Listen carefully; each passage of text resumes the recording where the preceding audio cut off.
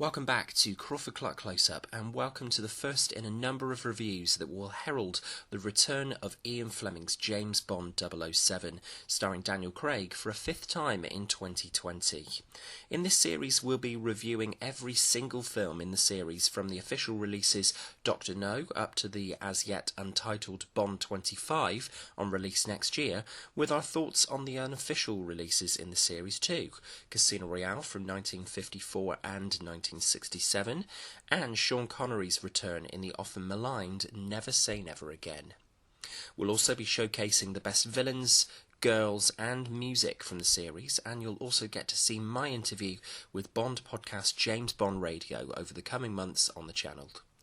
You can get involved at any time and share your own opinions on the Bond series by commenting on any of our reviews in the comments, and you can find us on Facebook and Twitter.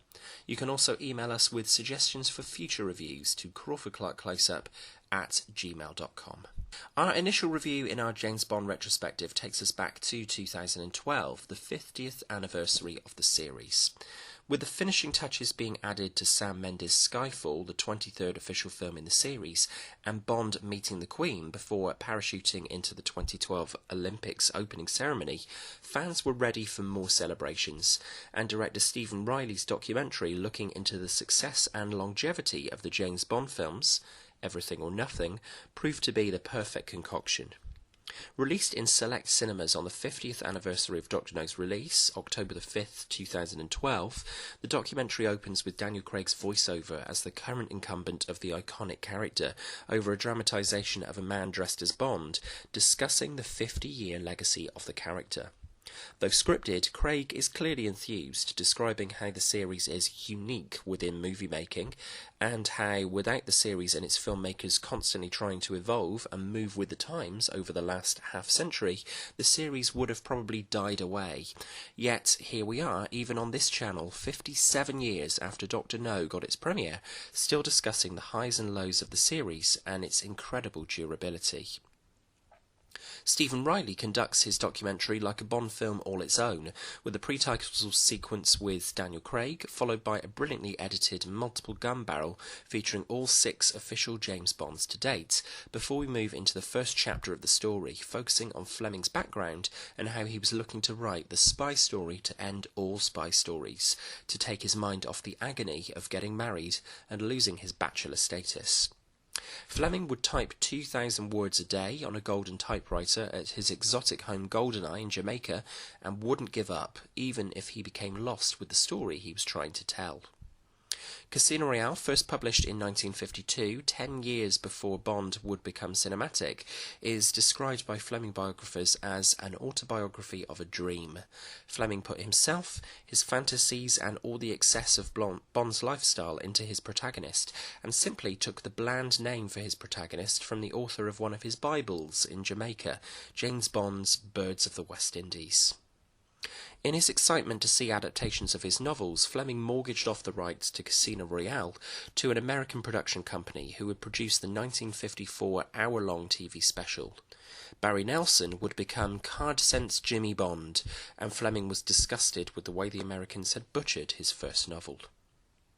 Fleming was beginning to feel that his hero was becoming nothing more than a cardboard booby, and was quickly beginning to run out of adventures for Bond to find himself embarking on. Enter Cubby Broccoli and Harry Saltzman, who would collaborate together over their joint love and admiration of Fleming's Bond novels. Saltzman had already acquired the film rights to Fleming's novels and needed a filmmaker who would share his vision of adapting these novels the right way to become hit films. Broccoli and Saltzman set up Eon Productions, the everything or nothing that the documentary title comes from, and the rest is, as they say, history. United Artists agreed to finance the producers, and the key cast and crew were assembled for Dr. No. They decided to go with Dr. No as it's one of the more straightforward, modest Fleming novels to adapt as a series opener. Relative unknown Sean Connery, despite initial protestation from Bond's creator himself, is cast as 007, and the rest of the cast is quickly assembled.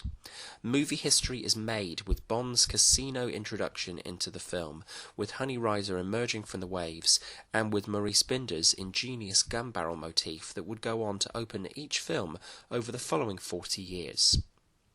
What's great about Riley's documentary is that not only do fans get to hear familiar musings on the success of the series and of individual films within it, we also get new gems, most notably sound bites from members of the film crews, including the late pioneer Ken Adam, production designer on the series until 1979's Moonraker, who describes his first design scribblings as akin to the excitement of having an orgasm. The cinematic success of James Bond regrettably came too late for its creator, who passed away in 1964 before Goldfinger got its release. Fleming had visited the set of Dr. No, primarily set in Jamaica, whilst he wrote on Her Majesty's Secret Service, and struck up great relationships with many of the cast in From Russia with Love, but ill health prevented Fleming from being able to really relish in the success and longevity of the cinematic Bond. Riley inserts excellent music cues from the series to elevate the narrative and behind-the-scenes stories, and gives each actor who's played Bond the opportunity to share their 2 cents about the role and their individual impact on the series.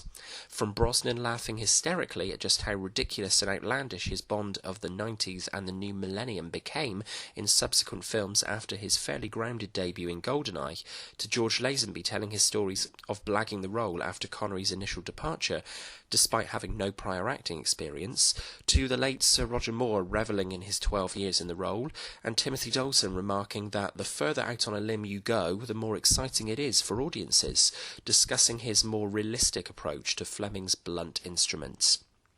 Every key moment in the Bond series comes under the magnifying glass here, most notably controversial comments from Sean Connery, whose voice appears only in pre-recorded segments, talking about how he'd come to refer to producers Broccoli and Saltzman as the real villains of the series, exploiting him and not coming to satisfactory deals about his salary.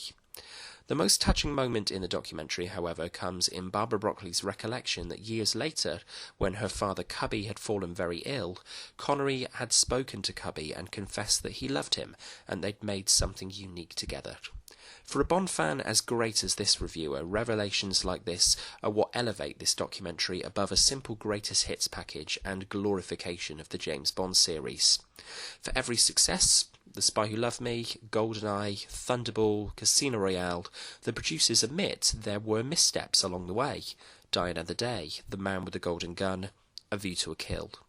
But it's the message that's driven home more than any other in this documentary that hits home most. In the face of overwhelming odds, Bond finds a way. Stephen Riley's Everything or Nothing was ultimately a love letter to the series on release in 2012 and stands up as a largely unbiased examination of the series as a whole, from modest inception to overblown excess. The promise is always there on the screen. James Bond will return. And I, for one, can't wait. From Crawford-Clark Close-Up. Alrighty then. Have you seen Everything or Nothing? What are your thoughts on this series encapsulating documentary? Let us know in the comments below. Please subscribe to Crawford-Clark Close-Up at the top of the page, and if you enjoyed this review, we've got plenty more to come in the coming months. So by subscribing, you make sure that you don't miss out on any of these reviews.